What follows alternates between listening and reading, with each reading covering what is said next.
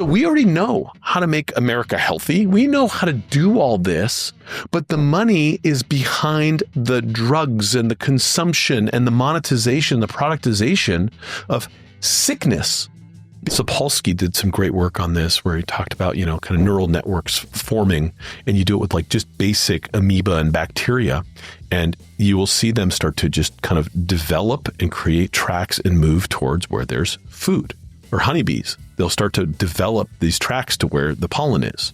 And so, okay, I created this thing called the mighty dollar. I back it up with aircraft carriers and tie petroleum, trade to it. Now, this is the mighty dollar. And now my buddies, in all these different places control the mighty dollar. And we say, here, research guy, here's where the money is.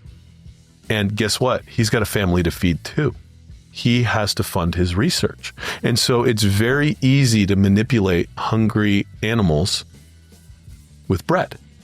And so the whole system is actually really genius in how it's orchestrated to just use the money to drive the outcomes. I'll give you an example. NF-kappa-B, epigenetic pathway that is kind of the mother lode. If I developed a drug that helped modulate NF-kappa-B in a therapeutic way, what that would do is it would bring down systemic inflammation by orders of magnitude and basically solve heart disease, diabetes, arthritis, like so many of the chronic illness that is making up to 25% of the GDP.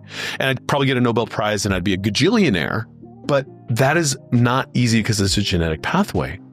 But I can show you reams of data showing that prayer, meditation, mind-body practice, spiritual work, and all of this stuff that I've dedicated my life to absolutely pulls on that lever, manipulates NF-kappa-B in a positive way, brings down systemic inflammation, and radically changes your life. You just can't patent it.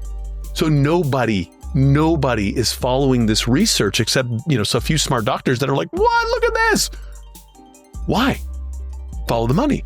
Follow the money. Because health is terrible for the economy, right? It might be better for, effectively GDP later because we're, actually doing things and competitive again. But these parasites, these societal parasites have really brought down this narrative to a place where it's like an animal farm. I didn't used to believe this. I've seen enough evidence to say, ugh, how gross, how gross.